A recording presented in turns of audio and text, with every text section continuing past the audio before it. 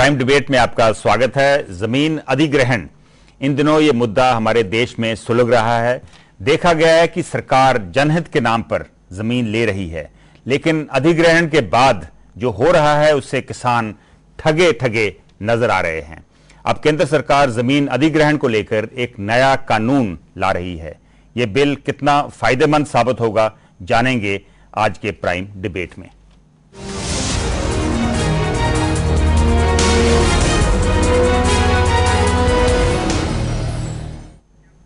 Land acquisition and resettlement and rehabilitation bill 2011 का खाका तैयार किया जा चुका है। यह बिल किसानों को मुआवजा तो देता ही है, साथ ही में उनके पुनर्वास का इंतजाम भी करता है।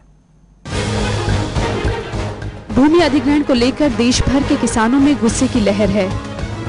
गुस्सा इस बात का है कि सरकार ने उनसे जमीनें सस्ते दामों पर खरीदी और बाद में उसे ऊंचे दामों पर निजी कंपनियों को बेच दिया। इस स्थिति से निपटने के लिए अब केंद्र सरकार एक नया बिल ला रही है। ये भूमि अधिग्रहण के साथ साथ प्रभावित परिवारों के पुनर्वास का भी ध्यान रखता है। बिल कहता है कि ग्रामीण इलाकों में जमीन का कम से कम मुआवजा बाजार के दाम का 6 गुना और शहरी इलाकों में 2 गुना हो। वहीं ये भी कहा गया है कि किसी इलाके में जमीन अधिग्रहण के लिए कम से कम 80% प्रभावित लोगों की मंजूरी भी जरूरी है। वो जमीन जहां एक से ज्यादा फसलें उगाई जाती हों, उनका अधिग्रहण नहीं होगा। प्रभावितों के पुनर्वास और पुनर्स्थापन के लिए पैकेज तैयार होगा। वहीं सरकार का कहना है कि इस बिल के तहत जमीन निजी कार्य के लिए नहीं ली जा सकेगी, लेकिन कई जगहों पर सरकार निजी कंपनियों के लिए ऐसा कर सकती है, बतौर वो कंपनियां जनहित के लिए जमीन ले रही हों। जाहिर है पहले की तरह ये साफ नहीं है कि जनहित क्या है, और शायद यही पहलू बिल की कमजोरी भी है। इस मुद्दे पर बातचीत के लिए हमारे साथ स्टूडियो में मौजूद हैं अनिल विज, जो हरियाणा के एमएलए हैं और बीजेपी नेता हैं, हमीर सिंह, जो एक वरिष्ठ पत्रकार हैं और अमर उजाला अखबार के लिए काम करते हैं, प्रोफेसर वीरेंद्र, जो मुख्यमंत्री हरियाणा के राजनीतिक सलाहकार हैं, और सेवा सिंह आर्य, जो हरियाणा बीकेयू के अध्यक्ष हैं। आपका डिस्कशन में स्वागत है। अनिल विज जी, आपसे शुरू करेंगे। जैसे कि ये बिल का नाम बता रहा है, इसमें 3 चीजें शामिल हैं: लैंड एक्विजिशन, रिहेबिलिटेशन और रीसेटलमेंट। क्या इस समय आपको लगता है कि ये वक्त की जरूरत है तीनों चीजें? नहीं, वक्त की जरूरत भी है, और जो आज किसान सारे देश में जागृत हुआ है और जो उसने संघर्ष किया है, उसने सरकारों को ये सोचने पर मजबूर कर दिया। और ये भी हम सोचें कि आजादी के 64 वर्षों के बाद सरकारों को ये समझ आई है कि जिस किसान को कीमत पर विकास करने की बात कही जा रही है, वो कहीं ना कहीं बिल्कुल अलग छोड़ दिया गया था।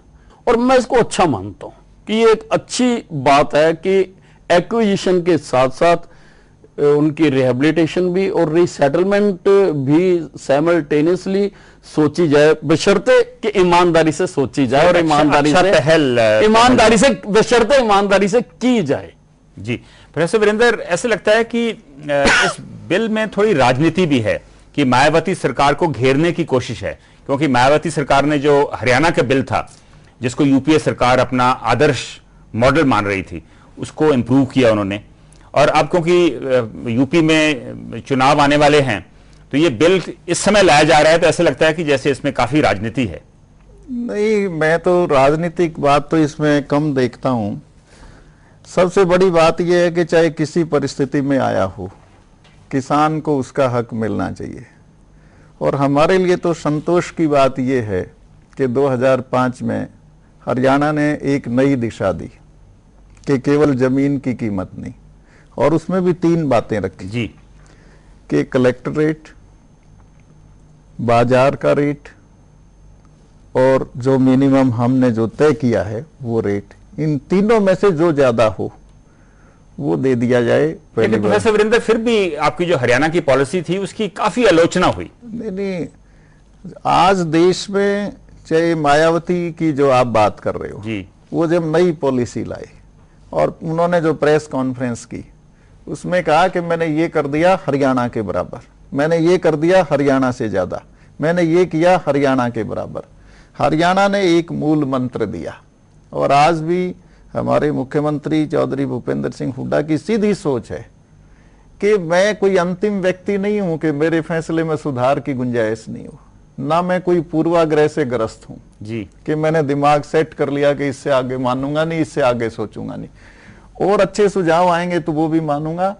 और देश में भी ये जो बिल आया है, चाहे उसका आधार हरियाणा की नीति हो, मैं इसमें भी सबसे बड़ी बात ये मानता हूं कि उन्होंने सारी जनता के बीच में फेंका विचार विमर्श के लिए कि इस पे विचार करो, हम ये बिल लाने जा रहे हैं, और उसमें भी नए जो भी सुझाव आएंगे उस पर भी विचार किया जाएगा। उन्होंने भी ताला बंद नहीं किया है, बिल्कुल ये अच्छी बात है। जी हमीर सिंह, आपका क्या ख्याल है जो हरियाणा का जो लैंड एक्विजिशन जो पॉलिसी है उसके ऊपर आपका क्या विचार है? संधू साहब ठीक है, पर कोई भी पॉलिसी अभी तक अप्रोच के लेवल पे सभी समस्याएं हल नहीं करती। इसका रीजन केवल अब का बात नहीं है, ये बहुत लंबे समय की प्रॉब्लम है, चाहे वेस्ट बंगाल से शुरू होती प्रॉब्लम है।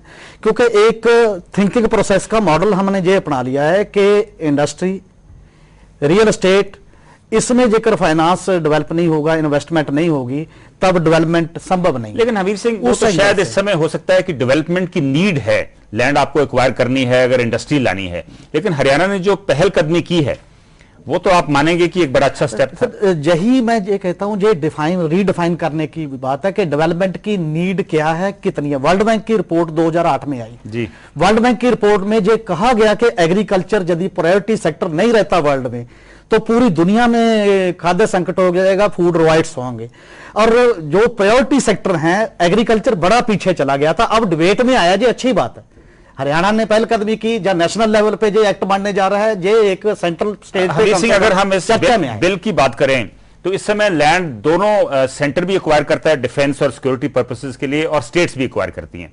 तो इस बिल के तहत अब ये डिमार्केशन कैसे होगी? आपको नहीं लगता कि कई जगह पे शायद ओवरलैपिंग होगी? मुझे ऐसा नहीं लगता, क्योंकि इससे पहले भी यही एक प्रावधान था। जो गवर्नमेंट एक्वायर करती है उस पर बहुत ज्यादा हो हल्ला कभी भी नहीं रहा, क्योंकि वो नॉर्मली पब्लिक पर्पज के लिए होती है, कोई ब्रिज बने, कोई रेलवे लाइन बने, कोई भी डिफरेंट। ये ज्यादा हो हल्ला तब स्टार्ट हुआ है जब से प्राइवेट प्लेयर मैक्सिमम रूप में सामने आए हैं, और उसके लिए कोई ऐसा मतलब सीमा नहीं है कि इसको इस प्रोजेक्ट के लिए अल्टीमेट लैंड चाहिए कितनी। कई बार 5 गुना ज्यादा एक्वायर कर ली जाती है और उसकी नीड उतनी नहीं होती है, उस वजह से लेकर जाती है, बाकी तो स्टेट करती हैं। अब हमारे सूबे में मतलब देश में क्या चल पड़ा है, एक स्टेट गवर्नमेंट एक को कहती है वो नहीं देते तो मैं कंसेशन देता हूं, मेरे आ जाओ, दूसरा कहता है मैं चलता हूं, मेरे आ जाओ।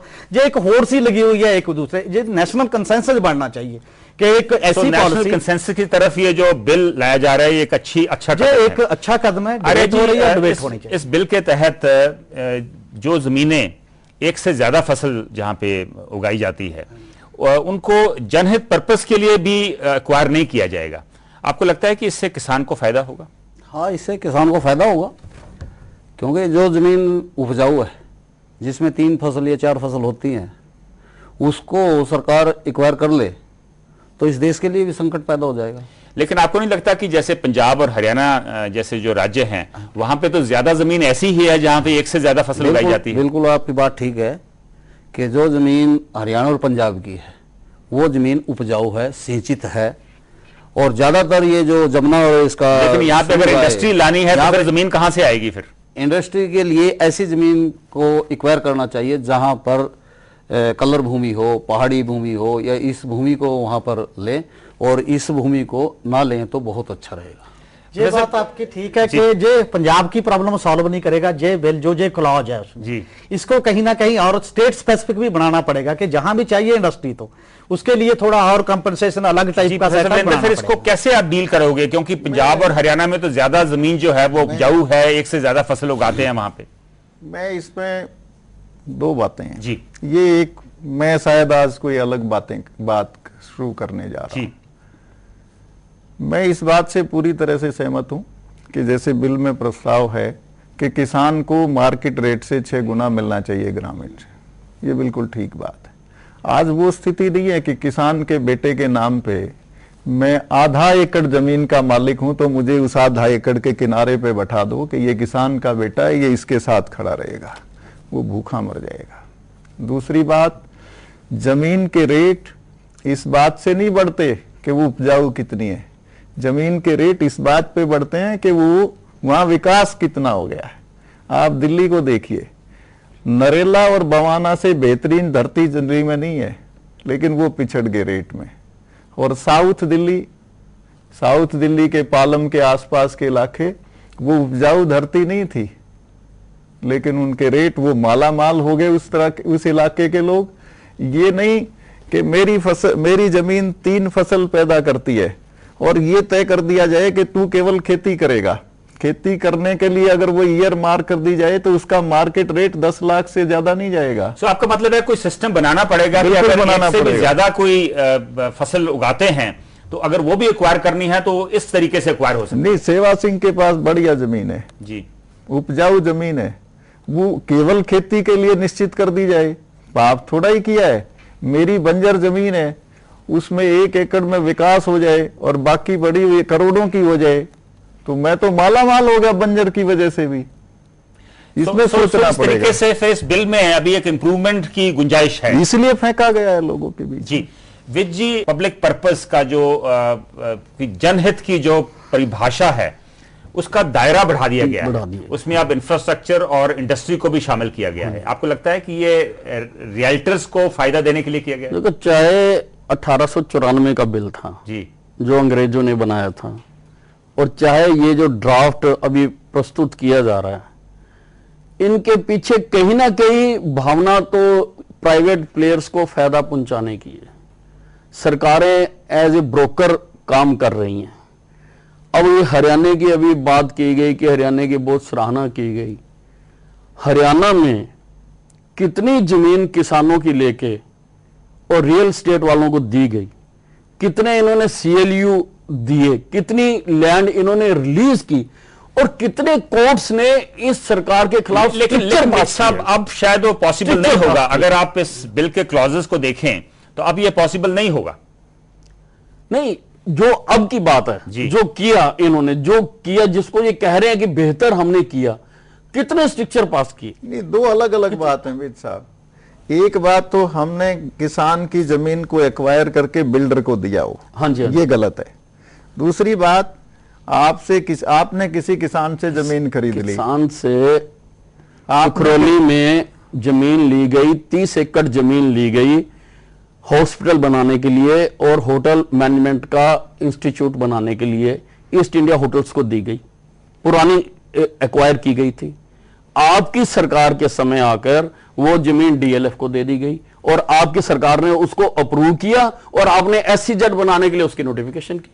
नहीं, ऐसी मैं और बताता हूं, रोजगार के लिए, और बताता हूं, स्पेसिफिक केसेस में मत जाएं क्योंकि वो तो रोजगार के लिए नहीं, हम नए बिल की बात करने वाले हैं। क्वेश्चन पर ही आ रहा हूं जी कि ये जो इसका वाइडन रखा गया है, मैं ये इसको मद्देनजर रख के ही रखा गया है कि प्राइवेट प्लेयर्स को किस प्रकार से, ये ठीक है कि इस बिल से किसान को पहले से कुछ ज्यादा राहत मिलेगी, कुछ ज्यादा राहत मिलेगी। हमीर सिंह, लेकिन में जो अर्जेंसी क्लॉज है जो उसको उन्होंने कहा है कि बड़े रेयर केसेस में इस्तेमाल होगा, तो इससे तो काफी जो किसान को एक तरीके की प्रोटेक्शन मिल गई।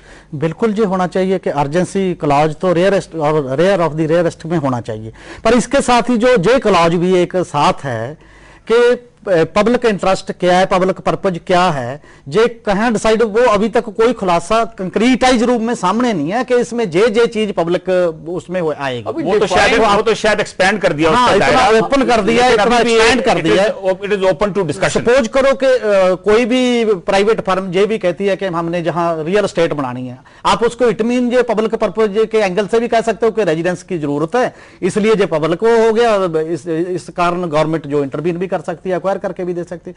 उसको भी कंक्रीटाइज रूप में इस बिल में लाना चाहिए कि असल में पब्लिक पर्पज होगा क्या, उसकी कोई ना कोई सीमा, कोई ना कोई बाउंड्रीज तय करनी चाहिए जो लिमिटेड डायरेक्शन में लोगों को दिखाई दे।